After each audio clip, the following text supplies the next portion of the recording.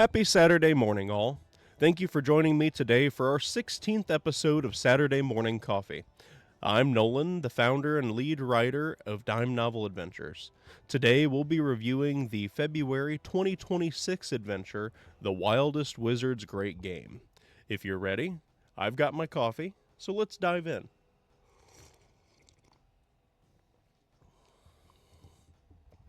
The Wildest Wizard's Great Game, February 2026. The Wildest Wizard's Great Game begins in this adventure for your favorite role-playing game. The Wildest Wizard's Great Game, a level 14 to 16 adventure, February 2026. In this adventure, the party will heed the call of the wild wizards to investigate the mysterious home of the astral equine. Written by Flame Reptile. Edited by The One True AZ. Cartographer, The Silent Cartographer. Artists, The Noisy Artographer. Brushing Blooms. Disclaimer. Behold, my true form, me. Behold, his true form, us. Behold, our true form, them. Special thanks to Dawn of Dune, The One True AZ, Flame Reptile, Portal Ripper, The Silent Cartographer, Garlic Man, The Angry Ginger, and The Webmaster. Thank you to the Lord, our God, for blessing us with the inspiration to keep going. Call to me, and I will answer you, and I will tell you great and hidden things that you have not known. Jeremiah 33:3. On the cover. Expertly illustrated by Brushing Blooms, brave adventurers watch as the astral equine is attacked by mysterious spectral energy. Astonished, the wizards of the Wizard Tower Workshop point in awe as they observe the phenomenon.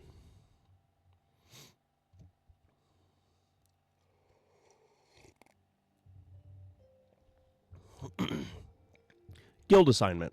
B-Rank Quest. Wizards Tower Workshop Meteor Survey. Approved by Guildmaster Jochen Yarmam. Assignment Summary.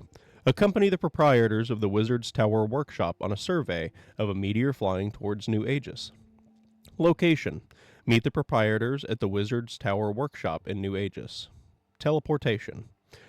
Additional objectives. Protect the proprietors of the Wizards Tower Workshop in the scenario of danger.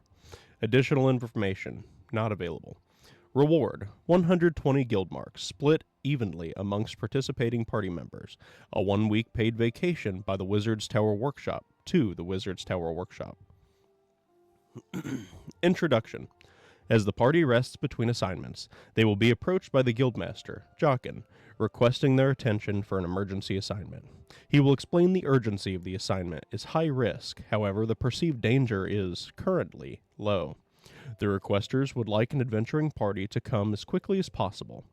Jochen will explain the scope of the assignment and the rewards. Read or paraphrase the following. As your party rests between assignments, you are approached by the Guildmaster, Jochen. He takes a seat amongst you and asks, I've just received an urgent request from the city of New Aegis, from the Wizard's Tower Workshop.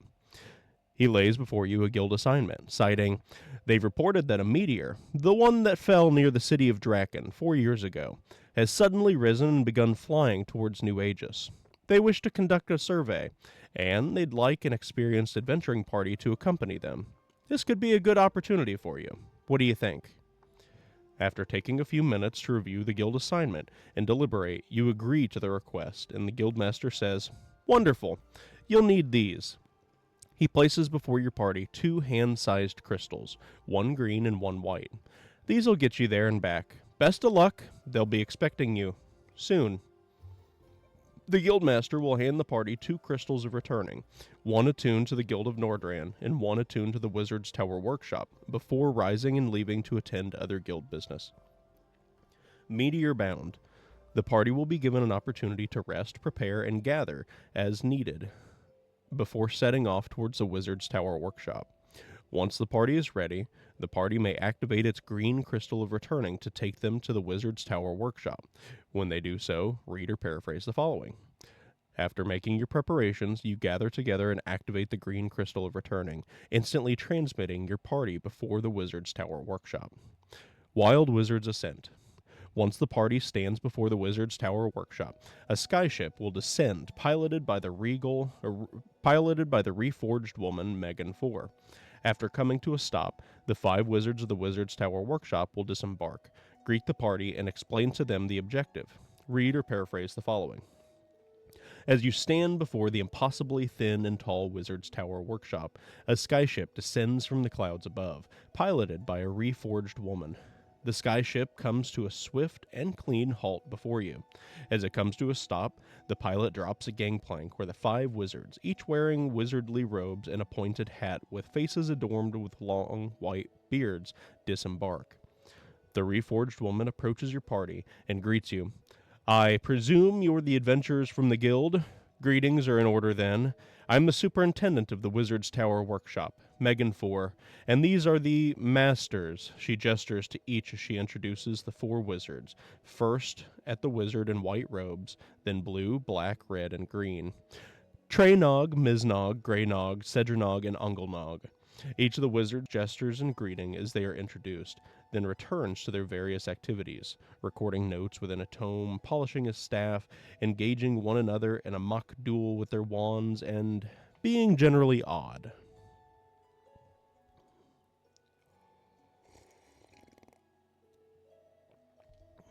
Wild Wizards. Each of the wizards of the Wizard's Tower workshop is an archmage, master in their craft. However, each possesses quirks that distinguish themselves from one another.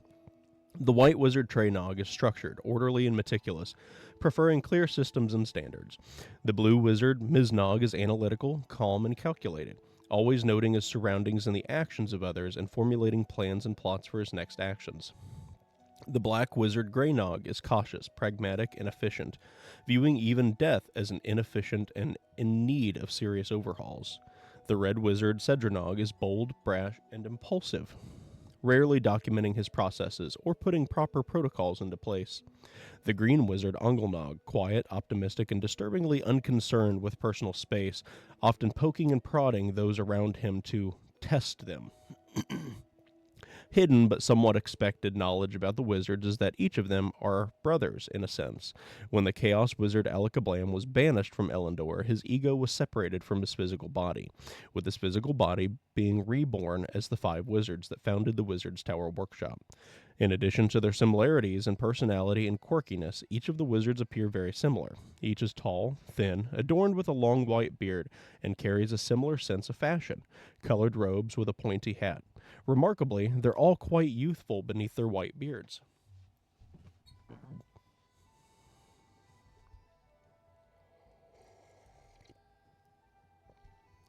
A maniacal mission. After Megan 4 has introduced herself and the wizards, she will tell the party of their upcoming mission. Read or paraphrase the following. Megan 4 continues.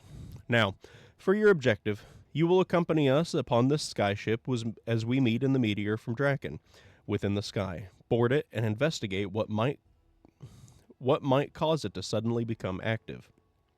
At the mention of the meteor, the attention of all 5 wizards becomes focused on Megan 4, as they all begin to spout their conjecture of the nature of the meteor. Megan 4 holds up a hand, with the wizards becoming oddly quiet at the sight, and continues. Your duties will include accompanying these 5 within the meteor, protecting them and assisting in their research, whether that means collecting samples, disarming traps, or even carrying heavy objects. Do you have any questions? Megan 4 will give the party a few moments to ask questions. However, there is little information on what could be causing the meteor. There is little information on what could be causing the meteor to move. What Megan 4 and the wizards know is as follows. Several years ago, a party of adventurers petitioned the mythical Owl of Eights to stop the meteor from crashing into the Valdarian city of Draken. Another adventuring party entered the meteor, only to find out it was some sort of staging ground for a game called the Great Game, for the entertainment of the mysterious creature known as the Astral Equine. The Astral Equine has never been observed or studied, but its servant, the Arbitrator, appears as a colossal humanoid that oversees the games. The games within the meteor always vary, but often reward the adventurers with valuable prizes at the risk of their own lives. The white wizard Treynog believes the meteor may have become active to seek a new resting place within Elendor. The blue wizard Miznog believes the meteor may be ascending to a more advantageous location to observe the denizens of Elendor. The black wizard Greynog believes the meteor may be preparing to return to the astral sea. The red wizard Cedronog believes the meteor may be preparing to invade Elendor after observing it for all these recent years. The green wizard Unglenog believes the meteor may be venturing out to collect greater specimens to use as enemies within its great game.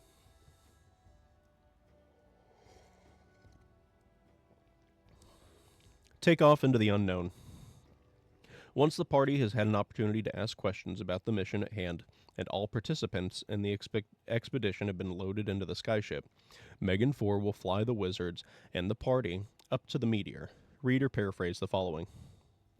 After taking a brief amount of time to inquire more about the mission at hand, and being loaded upon the skyship, Megan 4 takes to the helm, calling out, "Prepare for takeoff!"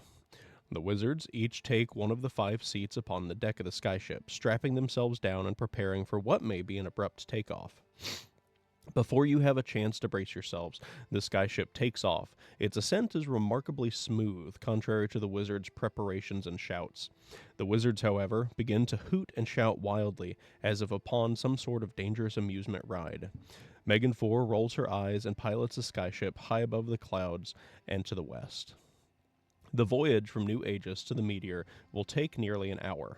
During this time, the party will have some downtime. However, there is little to do upon the skyship. While flying, Megan 4 will be primarily focused on piloting, able to make only small conversations. The 5 wizards will spend much of the flight shouting, with excitement, as if riding an exotic ride.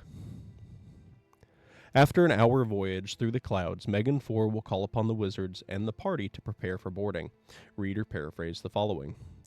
After an hour voyage through the clouds, Megan 4 calls out, "Prepare for boarding in 5! The meteor is in sight! Adventurers, assist the wizards with boarding!" A few minutes pass by as the ship approaches the meteor, and your party helps the winded and dazed wizards up from their seats in preparation. A meteoric time.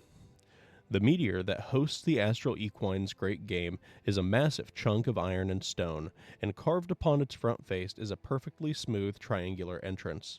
The meteor hurtles itself through the clouds towards its next destination, seemingly without regard for what is before it.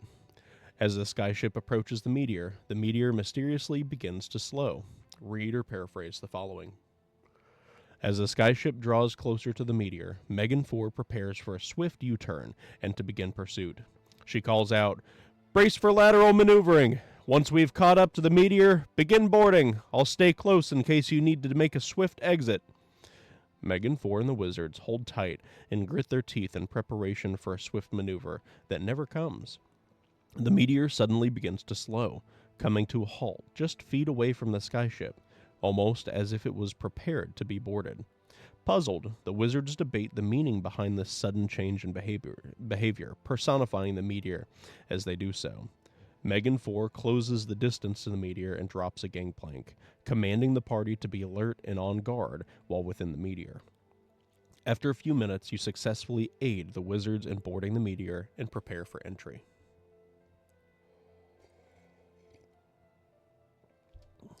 The interior of the meteor is separated into 2 rooms, the antechamber and the great game room. Both rooms possess similar general features. The floor, walls, and ceilings are carved perfectly smooth with occasional odd angular grooves. The grooves run parallel with one another in groups of 5, and each pulse in one of the colors of the rainbow, shedding dim light. These spaces are brightly lit with magical lighting originating from a non-discernible source. The air within these spaces is fresh, light, and breathable. Antechamber. The antechamber is a short hallway separating the exterior of the meteor from the great game room. The ceiling of the antechamber is 15 feet tall, and lining the walls are 31 small alcoves, 15 on each side and one above the doorway at the end. Within each alcove is a small statue of a dragon, no larger than a cat, carved with exquisite detail. If investigated, a creature may discern any of the following information with an appropriate intelligence investigation check.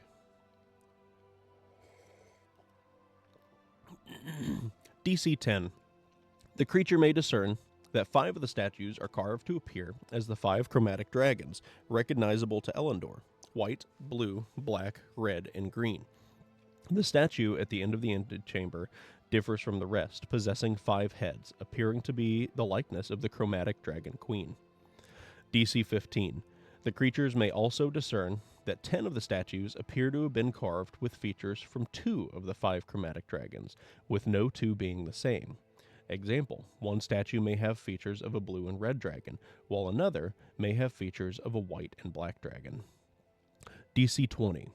The creature may also discern that an additional 10 statues appear to have been carved with the features of 3 of the 5 chromatic dragons, and an additional 5 appear to have been each carved with the features of 4 of the 5 chromatic dragons. No 2 statues within this room are the same. DC 25. The creature discerns that the statues are not statues, but petrified, shrunken down dragons. The implications of many of these hybridized dragons is upsetting, and the presence of the chromatic dragon queen, petrified and shrunken down, within this room is terrifying. Dragon statues. Each of the dragon statues within this space are actually petrified ancient dragons, shrunk down for display and the amusement of the astral equine. The statue of the end of the antechamber, above the door, is none other than the body of the chromatic dragon queen, petrified, shrunk, and put on display.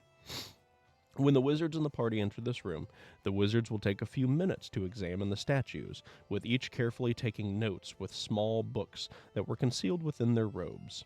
Afterwards, the wizards will turn their attention to the entrance of the great game room, marching onwards. This is the map of the great game room.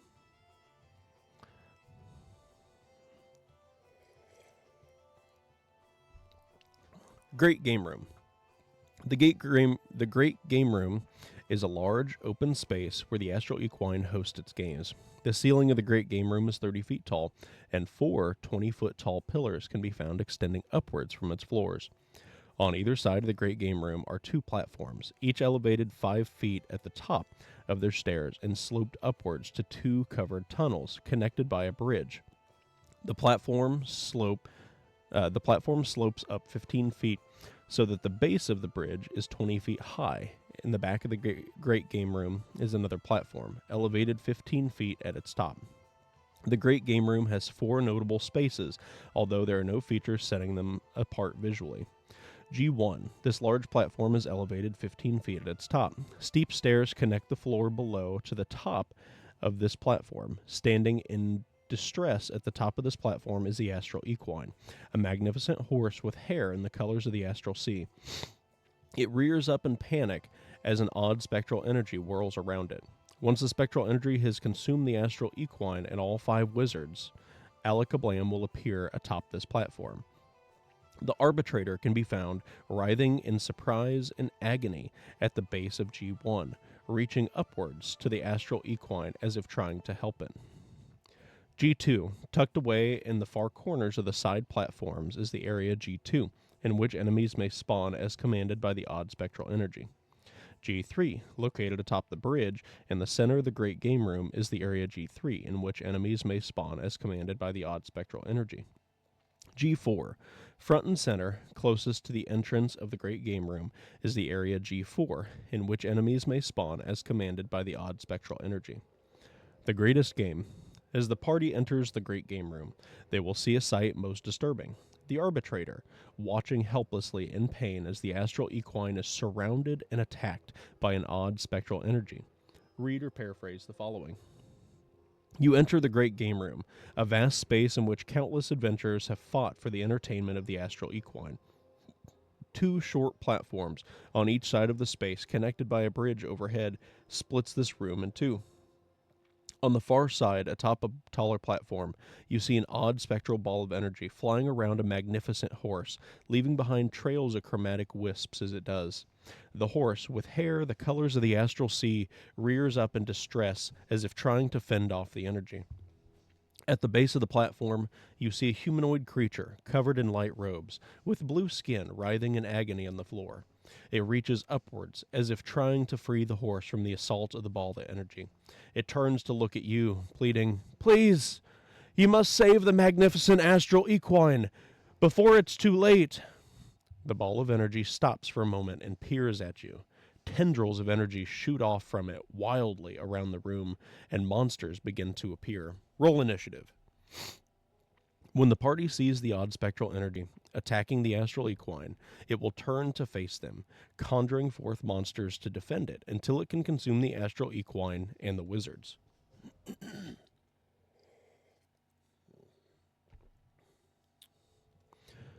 Becoming himself. During combat, the odd spectral energy will attempt to absorb the astral equine and all 5 wizards of the Wizard's Tower Workshop. On initiative count 0, losing initiative ties, the odd spectral energy will send out chromatic tendrils into the astral equine and each of the wizards. They must each succeed on a DC 20 Constitution saving throw or be turned into energy and absorbed into the odd spectral energy. Each of the wizards from the Wizard's Tower Workshop uses the statistics of an archmage, having a +1 to their Constitution saving throws. Until all 5 wizards have failed their saving throws and been absorbed into the odd spectral energy, the astral equine will automatically succeed on its saving throws. Until the odd spectral energy has absorbed all 5 wizards and the astral equine, it is Until the odd spectral energy has absorbed all 5 wizards and the astral equine, it is incorporeal and unreal, possessing immunity to all attacks, spells, and effects. Once all 5 wizards have been absorbed into the odd spectral energy, it will absorb the astral equine. See the return of the fragment of chaos. Chaotic creations. While the odd spectral energy surrounds the astral equine and attempts to exert control over the wizards, it will conjure forth minions to attack the party. Each of the minions is oddly reminiscent of chess pieces. On initiative count 20 and 10, losing initiative ties, roll twice on the chaotic creations table below to determine which creatures are conjured and where they are conjured. After the astral equine has been consumed by the odd spectral energy and it is turned into Alakablam, fragment of chaos, no additional creatures will be conjured via chaotic creations. The return of the fragment of chaos. Once the odd spectral energy has consumed all 5 wizards and the astral equine, it will become Alakablam, fragment of chaos. Read or paraphrase the following. You watch as the last of the wizards, those you were hired to protect, are condensed down into balls of energy and consumed by this odd spectral energy.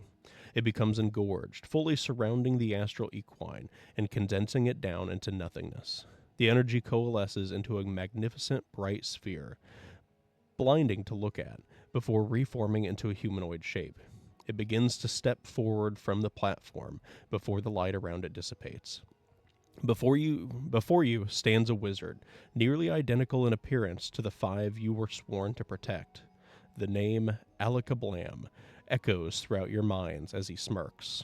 Softly, he says, "Behold, my true form. Me." He echoes a little bit louder in the voices of all 5 wizards. "Behold, his true form, us." And he shouts with a trailing neigh, "Behold, our true form, them." He laughs. Now we can get this party started. Roll initiative. The wizard Alakablam, fragment of chaos, will step down from the platform in the back of the room and engage in combat against the party. Arbitration at its finest. As Alakablam, fragment of chaos, steps down from the platform, the arbitrator will cease writhing in agony and regain its senses. For the remaining duration of the battle, the arbitrator will use each of its turns to banish all creatures created by Alakablam. See chaotic creations. Fighting Alakablam. Alakablam, fragment of chaos, will be a difficult enemy for any adventuring party to fight. Possessing 7 minds within a single body, he can concentrate on up to 7 spells at a time. However, he will always try to maintain a healthy distance from attackers. If surrounded, he may teleport to safety or conjure a surprise fireball centered on his own location. Throughout Throughout a fight against Alakablam, he is bound to antagonize the party, making rude, albeit silly remarks to goad them into making mistakes. When faced with a decision, Alakablam will always choose the most chaotic option. Although he is the antagonist of this adventure, Alakablam is neither evil nor malevolent, simply chaotic. Combat against Alakablam should feel fast, chaotic, and as if fighting a powerful, temperamental child. Defeating Alakablam. Once the party has reduced Alakablam, Fragment of Chaos, to 0 hit points, the conjuration of Alakablam's chaotic creations will cease, allowing the arbitrator to help the party to seal him away. The arbitrator will conjure several vessels, the first things that come to his mind, that the party can choose from to imprison Alakablam. As the party is tasked to choose, the arbitrator will pull apart the elements of Alakablam, preparing for imprisonment. Read or paraphrase the following. As you deliver a decisive blow to the Fragment of Chaos, he falls to his knees, stunned. The magics that the arbitrator had been holding off, those that would continuously conjure Alakablam's warriors, cease, allowing the arbitrator to rise and undo what Alakablam has done. The arbitrator strides over towards the crumpled Alakablam, conjuring forth a table covered in objects. A chessboard, a glass orb pulsing with electrical energies, a simple clay jar etched with arcane runes, a chimpanzee rippling with muscles, and an albino rabbit. As the arbitrator begins separating the essences from Alakablam, freeing the wizards and the astral equine, it calls to you, "Quickly! While I free our lords, you must choose a vessel to imprison Alakablam. I've conjured several options for you, the first things I could think of. It is now time for you to choose." Once the party chooses a vessel, the arbitrator will cast the imprisonment spell on Alakablam's spectral mind, the odd spectral energy, imprisoning it within the chosen vessel. Read or paraphrase the following. You make your choice, choosing the vessel. The arbitrator finishes separating the wizard from the astral equine from Alakablam's spectral mind, focusing it within the chosen vessel. Alakablam screams, "The games aren't over. They're just beginning," as his spectral mind is imprisoned. If the party is taking their time with choosing a vessel, the arbitrator will urge them to hurry, as it cannot hold off Alakablam forever. Decisions. The party has been provided with 5 options for vessels in which Alakablam can be imprisoned, each creating a unique scenario afterwards. However, the party may provide a vessel of their own. If the party provides a vessel of their own, follow the clay jar scenario. Canon choice. The canonical choice for the vessel in which to imprison Alakablam is the chessboard. Vessel scenarios. Depending on which vessel the party chooses or provides to imprison Alakablam within, a different scenario will occur. Chessboard. If the party chooses to imprison Alakablam within the chessboard, the spaces on the board will begin to glow the colors of the astral sea. Each of the pieces will be reshaped before they explode off of the board and each disappear through a different portal. Alakablam's voice can be heard echoing from the board. And now, the great game of the Phoenix truly begins as the board falls flat onto the ground. Just a few moments later, a portal opens, dropping the jester's pawn back atop the board. Glass orb. If the party chooses to imprison Alakablam within the glass orb, it will fill with energy, rising several feet from the table before exploding. Electricity will harmlessly arc outwards as a voice echoes into the distance. The most dangerous game is about to begin. Moments later, the sounds of cracking and shattering stones can be heard before the roaring of dragons. Each of the stone statues within the antechamber unpetrifies, and the dragons within resume their original forms and escape. Clay jar. If the party chooses to imprison Alakablam within the clay jar, nothing different happens from what is described at the end of defeating Alakablam. Chimpanzee. If the party chooses to imprison Alakablam within the chimpanzee, its eyes will begin to glow with a hot white light as its mind is dominated by the beast. Now, with a new body, one far more capable than that of any of the wizards, Alakablam teleports away, cackling in his victory. White rabbit. If the party chooses to imprison Alakablam within the white rabbit, its eyes begin to glow with a hot white light as his mind attempts to dominate the rabbit. After a few moments, however, they return to their normal pink and red color as the rabbit subdues Alakablam's mind. The arbitrator steps over to pick up the rabbit, holding it tightly while petting it. Conclusion. After Alakablam has been defeated and sealed away within a vessel, and the wizards and the astral equine have been freed, the astral equine will disappear with a loud echoing neigh. The arbitrator, thankful for the party's efforts, will heal each party member and the dazed and confused wizards before banishing the table and remaining vessels and disappearing itself. The wizards, exhausted and confused, will grumble and command the party to return them to the skyship. The party will later find out that the wizards have no recollection of the events that transpired within the meteor, believing it to have been empty and uninteresting. If the party attempts to recount events to them, they will deny their claims and write them off as tall tales told by adventurers. Megan 4, discouraged by a wasted expedition, will return to the wizards and the party to the Wizard's Tower Workshop in New Aegis. She will thank the party for their involvement and for keeping the crotchety old wizard safe, assuring the party their reward is in the hands of the guild. Turned on its tail, once the wizards and the party have disembarked from the meteor, it will quickly return and fly off into the astral sea. Rewards. The party will be free to explore New Aegis and wander the plane as they see fit. Once they return to the guild, they will be provided their reward of 120 guild marks, split evenly amongst participating party members, and a 1-week paid vacation to the Wizard's Tower Workshop. Canon ending rewards. If the party chose to imprison Alakablam within the chessboard, the Grand Master will also approach the party, telling them that an odd chessboard appeared in the guild tavern. Perhaps they should check it out sometime. The end. This adventure features 4 unique monster stat blocks. It also features 2 new magic items. A wrench in the Great Game. The Wildest wizard is throwing a wrench in the Great Game, and the Wizard's Tower Workshop is playing along. Who are the wizards of the Wizard's Tower Workshop? Where do they come from? What is their purpose? What are their goals?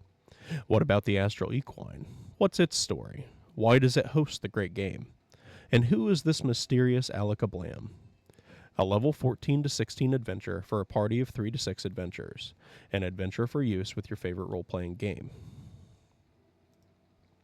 That's all we have for February 2026's adventure, The Wildest Wizard's Great Game. We hope that you liked this adventure. If you did, you can find this adventure and much more on our website at dimenoveladventures.com in our shop. Remember to like and comment on this video and tell us what you thought about it, and subscribe to our channel for updates on all of our future content. Make sure you subscribe to our newsletter on our website for updates on all of our current and upcoming content, and join our growing Discord community. Thank you for tuning in. Have a great week.